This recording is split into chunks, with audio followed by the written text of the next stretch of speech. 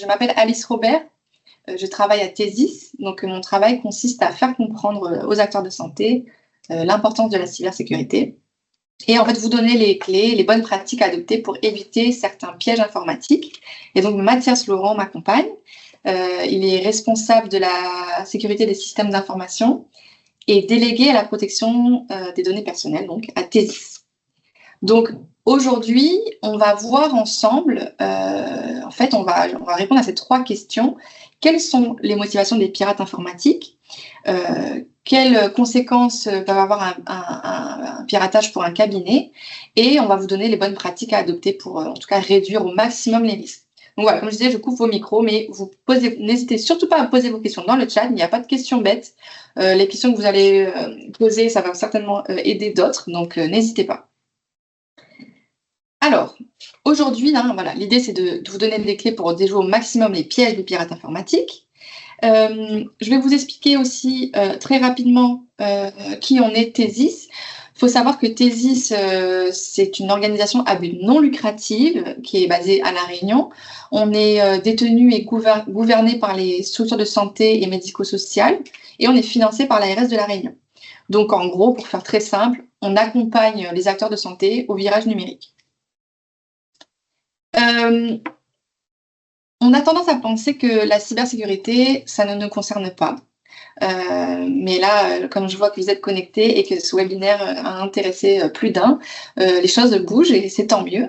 Parce qu'il est important de comprendre pourquoi on est tous concernés par la cybersécurité à titre personnel, mais aussi et surtout en tant que professionnel qui œuvrait dans le secteur de la santé, eh bien, vous manipulez des données qui sont dites sensibles, ce sont des données de santé. Et bien, durant ces 30 minutes, on va comprendre pourquoi ces données sont convoitées et quelles sont leurs particularités.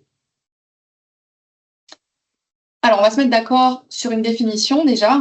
Qu'est-ce qu'une cyberattaque? Une cyberattaque, c'est un effort intentionnel qui vise à voler, exposer, modifier, désactiver ou détruire des données ou des outils par le biais d'un accès non autorisé. En clair, c'est vraiment c'est intentionnel et 99% malveillant. Il faut savoir qu'une fois dans votre ordinateur, le pirate, il peut tout voir, tout faire, tout enregistrer, allumer votre caméra à votre insu, voir ce que vous tapez. Voilà, vous lui avez en fait, c'est comme si vous lui avez ouvert la porte de votre maison. Et pour faire le parallèle du coup avec la porte de votre maison, en fait, comment on se fait cambrioler chez nous? En fait, on va voir le parallèle qu'il y a entre les deux.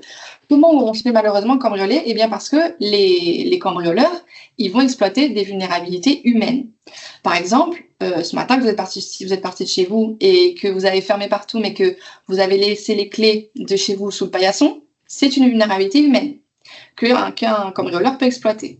Par exemple, si vous avez oublié les clés de la serrure, parce que vous êtes parti un peu trop pressé, si vous avez tout fermé, mais vous avez oublié une fenêtre, ou tout simplement vous n'avez pas activé l'alarme de chez vous, ou encore que le code de votre alarme, c'est très facile à deviner, c'est 1, 2, 3, 4, par exemple. Eh bien, ça, c'est une vulnérabilité humaine. Il y a aussi les vulnérabilités techniques. Par exemple, si votre porte n'est pas du tout solide, si votre alarme elle est défectueuse, vous avez oublié les piles, ou vous n'avez qu'un seul petit verrou très fragile, eh bien, vous facilitez le travail des cambrioleurs. Et bien, sur vos outils, téléphone, tablette, ordinateur, c'est pareil. Les pirates, ils vont exploiter certaines vulnérabilités humaines et techniques. Parmi les vulnérabilités humaines, qui laissent entrer plus facilement les hackers, hacker, ça veut dire pirate en anglais, eh bien, lorsque vous cliquez sur des mails ou des SMS d'arnaque, sans le savoir, vous facilitez son travail.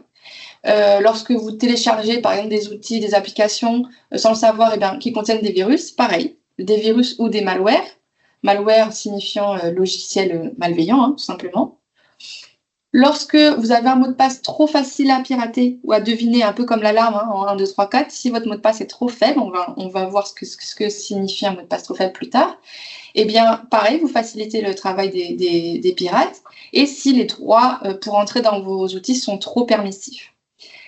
Pareil, côté vulnérabilité technique, si vous n'avez pas d'antivirus ou d'anti-malware, c'est comme si vous n'aviez pas d'alarme.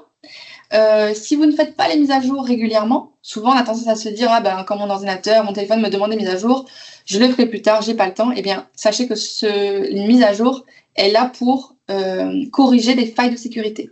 Donc là, c'est un risque que vous prenez en repoussant les mises à jour.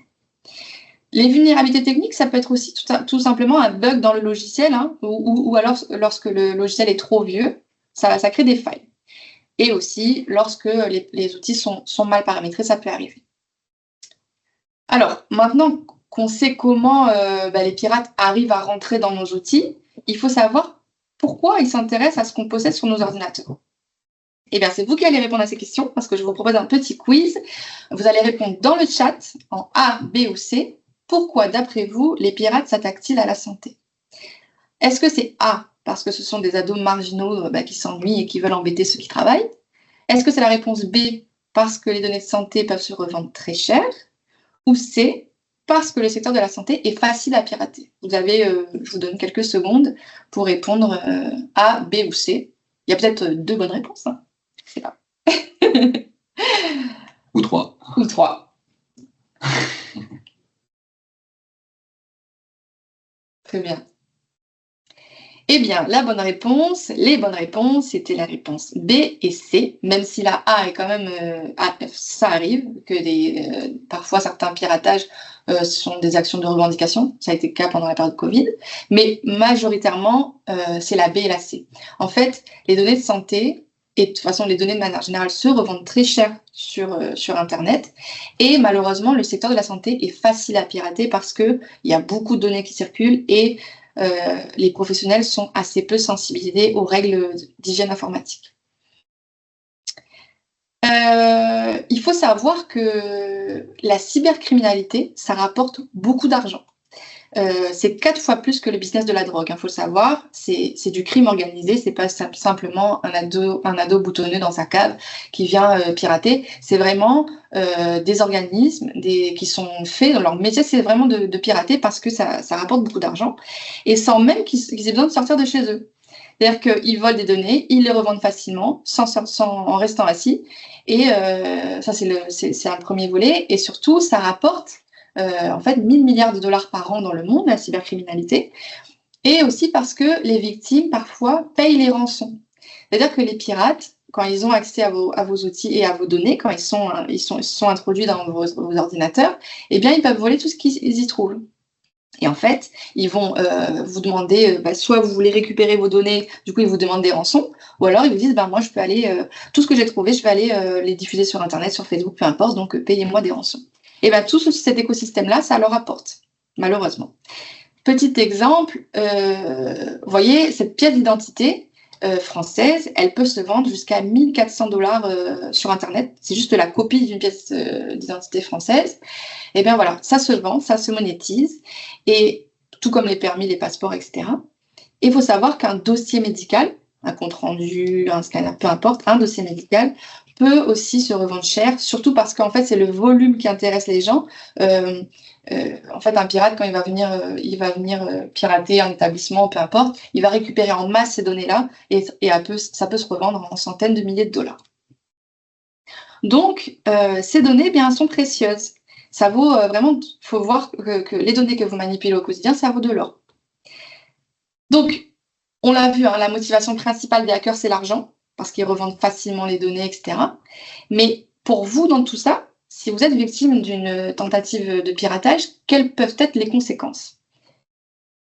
Eh bien, malheureusement, l'impact ne s'arrête pas à l'informatique. Ce n'est pas parce que vous jetez votre ordinateur que tout va être résolu.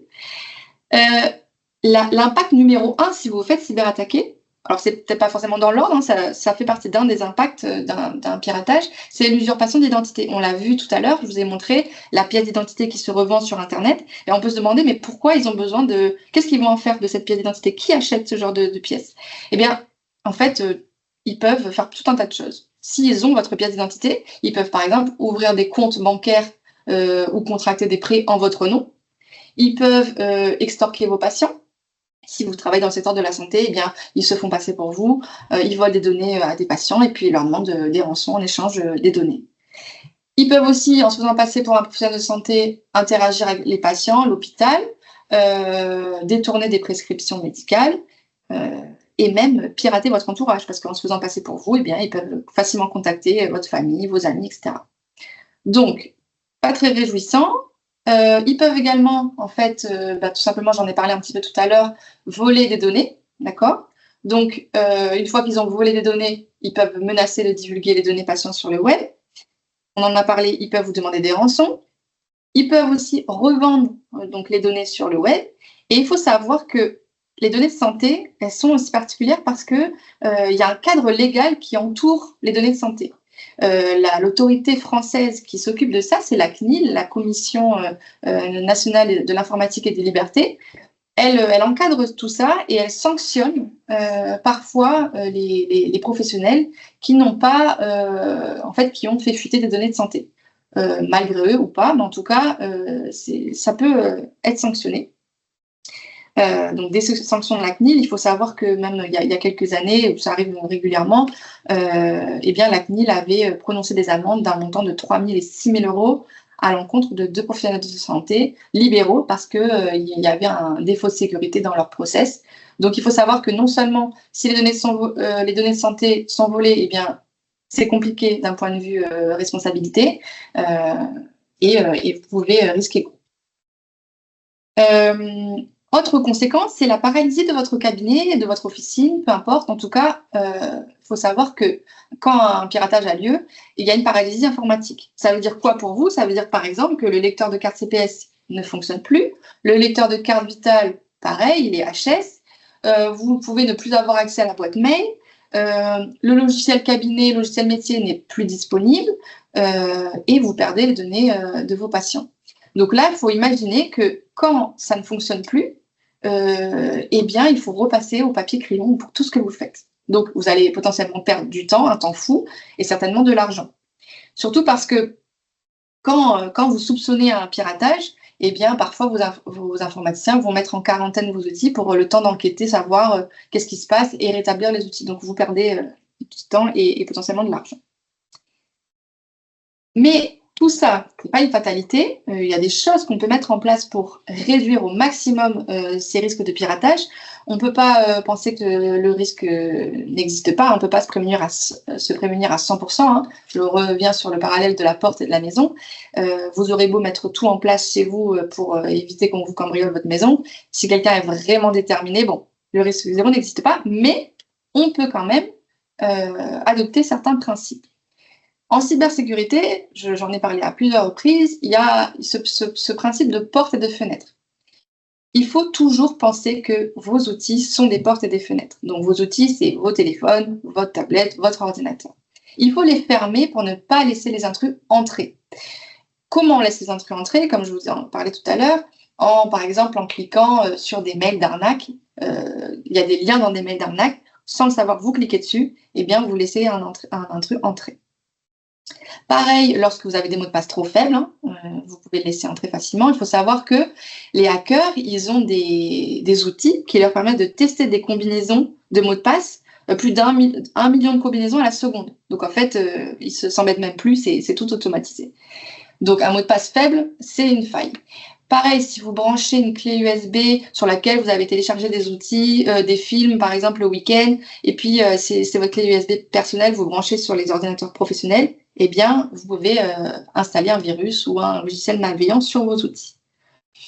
Donc, on ne laisse pas les intrus entrer, mais aussi, il ne faut pas laisser des données confidentielles sortir par ces mêmes portes. Lorsqu'on parle de données confidentielles qui peuvent sortir, je vous parlais des données médicales tout à l'heure, les données de santé de patients, eh bien, elles sont encadrées, d'accord? Donc, on ne peut pas les mettre sur n'importe quel outil. Et surtout, il faut savoir que lorsque des données médicales sont échangées via WhatsApp, Messenger, Gmail, tous ces outils grand public qui sont très bien parce qu'on a l'habitude de les utiliser, eh bien, ils ne sont pas faits pour héberger de la donnée de santé. Donc, non seulement c'est pas du tout légal, mais en plus, c'est très risqué parce qu'en fait, une fois que vous les mettez là-dessus, eh bien, ils sont comme dans la nature. C'est-à-dire qu'on n'a aucun contrôle sur ces outils-là. Ils sont souvent hébergés aux États-Unis, donc sur des serveurs américains. Ils appartiennent à Facebook, Google. Donc, c'est une très mauvaise pratique. Et en parlant du coup de bonnes pratiques, du coup, quand je vous parlais des mails d'arnaque ou de SMS, eh bien, je vais vous donner des petites astuces à vraiment à retenir pour savoir qu'un mail est un mail d'arnaque. Quand vous allez recevoir un mail, il y a tout un faisceau d'indices. Déjà, si l'adresse mail de provenance vous semble étrange, c'est pas quelqu'un, en tout cas l'adresse, vous connaissez, soit vous connaissez pas la personne, soit vous la connaissez, mais l'adresse vous semble suspecte, en tout cas pas la même adresse que d'habitude. Si les pièces jointes semblent suspectes aussi, l'approche un peu impersonnelle, c'est-à-dire qu'on ne vous dit même pas, on ne met pas votre nom, prénom, mais madame, monsieur, ou ça commence tout de suite sans forme.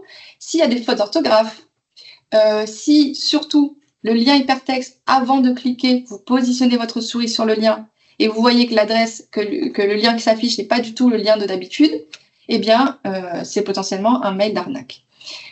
Et surtout, il faut se dire que si le mail paraît urgent, on vous demande absolument, oui, alors c'est urgent, il faut absolument que vous répondiez à ça, vous me donnez ces informations-là.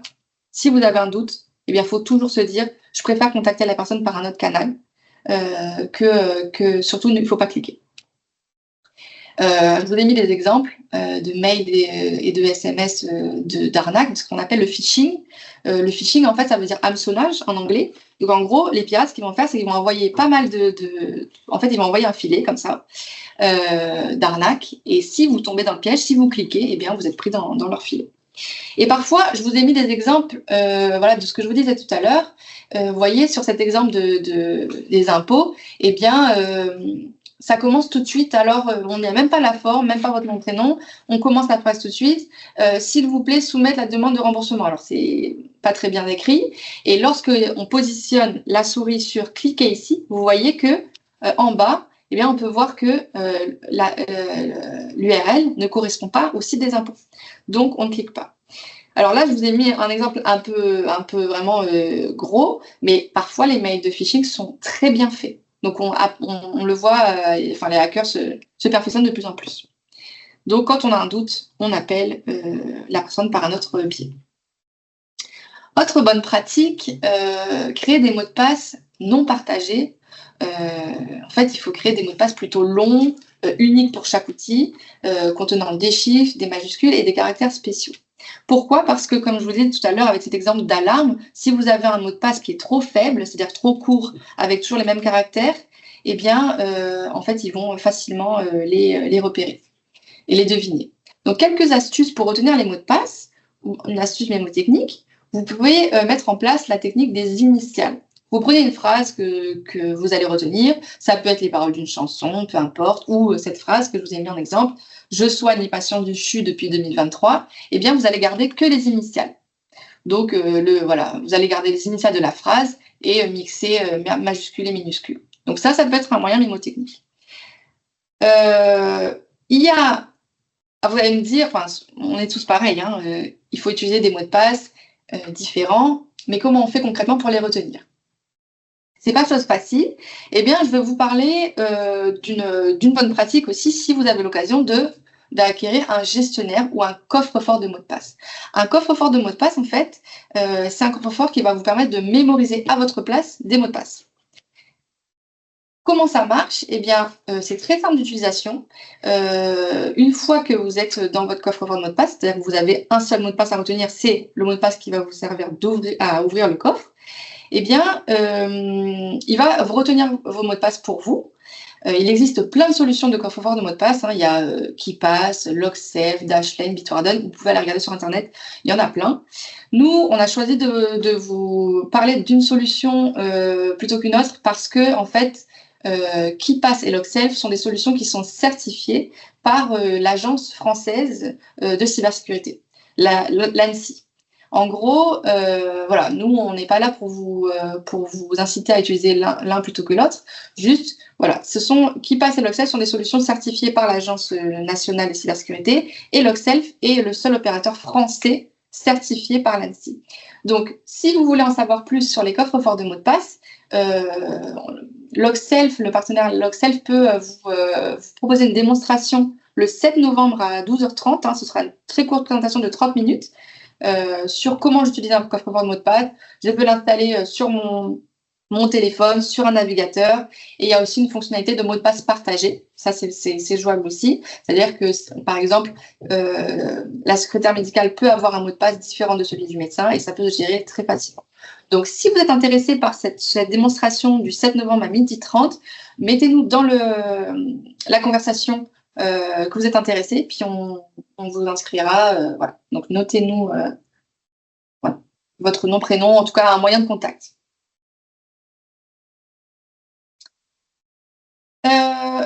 On a parlé des bons gestes et on a parlé de certains outils. Mais il faut retenir que les bons gestes plus les bons outils, c'est le combo gagnant. D'accord? Pareil, je reviens sur la maison. La maison, ce matin, quand vous êtes parti, vous ne vous êtes même pas posé les questions. Vous avez fermé chez vous parce que vous avez des bons gestes automatisés. Mais vous avez aussi une porte, une fenêtre robuste. En tout cas, vous avez les bons outils. Eh bien, c'est ça qu'il faut retenir.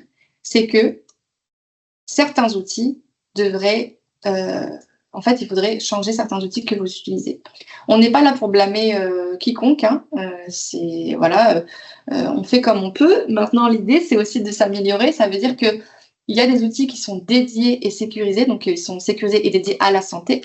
Il faut savoir qu'à la place de Messenger et WhatsApp, eh bien, il y a notamment la messagerie instantanée Pandala Pro. C'est un outil qui a été dont la licence a été acquise par l'ARS. Donc, il y a plein d'outils. En tout cas, celui-ci, c'est celui qui est financé par l'ARS et que tous les acteurs de santé de La Réunion peuvent utiliser à la place de WhatsApp. C'est vraiment un outil qui permet de mieux sécuriser les échanges. Il y a un annuaire dédié, etc. Donc, si vous êtes intéressé par Pandala Pro, Thésis peut vous accompagner à la prise en main. Je vous laisserai à la fin du webinaire les slides de contact. Voilà. En tout cas, on vous incite vraiment à ne plus utiliser WhatsApp et Messenger et de passer sur des outils sécurisés et recommandés par même le ministère de la Santé. Pareil, les mails non sécurisés. C'est-à-dire quand on envoie des comptes rendus de Monsieur Payet, de Madame Lebon, etc., qui est patient chez vous, et que vous envoyez tout ça par mail, eh bien, sachez que la bonne pratique, c'est au lieu d'utiliser Gmail ou Outlook, c'est de passer sur une messagerie sécurisée de santé. Vous pouvez tous avoir accès à cet outil-là. Donc, pareil, Thésis peut vous accompagner à cet usage. Dernière bonne pratique, il y a plusieurs bonnes pratiques. Là, on a vraiment fait le focus parce que voilà, en un temps un peu express. Vraiment, parce que je vous disais tout à l'heure que le risque zéro n'existe pas et qu'un incident de sécurité, ça peut arriver au-delà d'un piratage. En fait, il peut y avoir une inondation, un incendie. La bonne pratique, c'est de faire des sauvegardes régulières de vos données. Ça veut dire quoi? Ça veut dire que concrètement, en fait, vous allez prendre un disque dur, par exemple, un disque dur externe, et procéder à une copie des données une fois par mois. Une fois que vous avez fait la copie, vous le débranchez, et ça veut dire que vous aurez au moins toute votre base de données sauvegardée. Je pense que vous pouvez vous rapprocher de vos informaticiens pour le faire. En tout cas, c'est vraiment ce qu'on vous conseille absolument. Alors, ce qu'il faut retenir, parce qu'il y a quand même beaucoup d'informations, j'en ai conscience, et je vous ai parlé beaucoup de portes et de fenêtres. Donc, ce qu'il faut retenir, c'est que, voilà, on examine les mails et les SMS avant de cliquer. C'est le mode opératoire favori des pirates. Donc, quand on a un doute, on ne clique pas, on survole les liens. Voilà. On utilise un mot de passe complexe et différent pour chaque application, ou on apprend à utiliser un coffre-fort de mots de passe. On utilise un antivirus à jour. D'accord, pareil, vous pouvez vous rapprocher de votre informaticien, éditeur de logiciels, etc. pour vous accompagner sur ces sujets. Un antivirus, c'est égal à une alarme, hein, pareil. Vous acceptez les mises à jour sur vos téléphones, vos tablettes, vos ordinateurs. Et vous ne stockez pas d'informations médicales sur vos appareils personnels. En fait, si vous vous faites pirater, malheureusement, votre appareil, votre ordinateur, et que vous avez stocké des données qui ne devraient pas y être, eh bien, vous créez une passerelle. C'est-à-dire que vaut mieux avoir un ordinateur dédié à l'information professionnelle et un ordinateur personnel. Comme ça, vous séparez les deux et vous réduisez les risques. Et puis, j'en ai parlé, utiliser uniquement des outils sécurisés et dédiés à la santé pour l'échange de données médicales. Voilà. La double identification, on n'en a pas parlé, mais vous savez, c'est quand même une mesure de sécurité essentielle. Lorsque vous vous connectez, qu'on vous demande, oui, alors est-ce que je peux vous envoyer un mot de passe par un code à usage unique par SMS? Alors, des fois, ça nous prend du temps, on n'a pas envie, mais c'est une mesure de sécurité qui est importante. Si malgré tout, vous vous faites cyberattaquer, qu'est-ce que vous devez faire? Eh bien, vous devez contacter votre technicien informatique absolument. Vous lui dites ce qui se passe, vous avez un doute, vous lui en parlez. Vous pouvez contacter aussi votre revendeur ou éditeur de logiciels. Je sais que j'ai invité des éditeurs et des revendeurs à ce webinaire, d'ailleurs. Donc, peut-être qu'on pourra en parler à la fin. En tout cas, il faut les contacter, les gens avec qui vous êtes en contact pour ces questions informatiques. Et surtout, vous avez l'obligation de contacter la CNIL, la Commission nationale de l'informatique et des libertés. Il y a un formulaire, en fait, à remplir en 72 heures maximum. Il faut absolument dire lorsque vous avez été victime d'une cyberattaque. Normalement, on va vous mettre les liens, ma collègue Julie va vous mettre les liens, tout ça dans la conversation. Et parce que ça fait beaucoup d'informations, en fait, Thésis, comme je vous disais, on est un organisme à but non lucratif. Nous, notre but, c'est de vous accompagner au virage numérique. Donc, si vous voulez avoir de l'information et prendre en main les outils, comme la messagerie sécurité de santé, Pandala Pro qui remplace WhatsApp, eh bien, vous pouvez nous contacter au 0800 123 974. Pour aller un peu plus loin, je vous invite également à participer à notre rendez-vous annuel qui s'appelle Innov. Donc, c'est un rendez-vous qui est soutenu par l'ARS de La Réunion et l'assurance maladie. C'est une journée qui a lieu le 21 novembre au port, au Cabardoc, vraiment conçue pour les acteurs de santé de La Réunion. C'est vraiment une journée très chaleureuse où en fait on parle de tous ces sujets-là. On a des conférences, des tables rondes, on va parler de cybersécurité, de santé numérique. Donc on a la chance cette année d'avoir Damien Bancal, qui est un journaliste expert en cybersécurité, qui est souvent invité sur les plateaux de télé, M6, etc. en métropole, pour vulgariser ces sujets de cybersécurité. Donc je vous invite vraiment à venir à Innov. Ma collègue va mettre le lien d'Innov dans la conversation. Il n'y a pas beaucoup de... Enfin, les places sont limitées. On attend 300 professionnels. On est déjà à 240. Donc, inscrivez-vous vite si vous êtes intéressé. Pour finir, tous ces conseils qu'on vous a donnés un peu en express, vous pouvez les retrouver sur notre page LinkedIn Nouveille Cybersécurité Santé. Il faut savoir que Nouveille, si vous ne connaissez pas, c'est un programme de sensibilisation qui est fait à La Réunion pour l'instant, qui le fera certainement à Mayotte. Mais en tout cas, c'est un programme de sensibilisation à destination des acteurs de santé. Donc, on fait tout un tas de contenus, donc des webinaires, des formations sur place. Derrière moi, vous pouvez voir des affiches qu'on distribue régulièrement au sein des structures de santé, au sein du CHOR, du CHU, etc. Donc, on fait pas mal d'actions de sensibilisation. Voilà, Nouveille sert à ça. Merci pour votre attention. On va passer au temps de questions-réponses.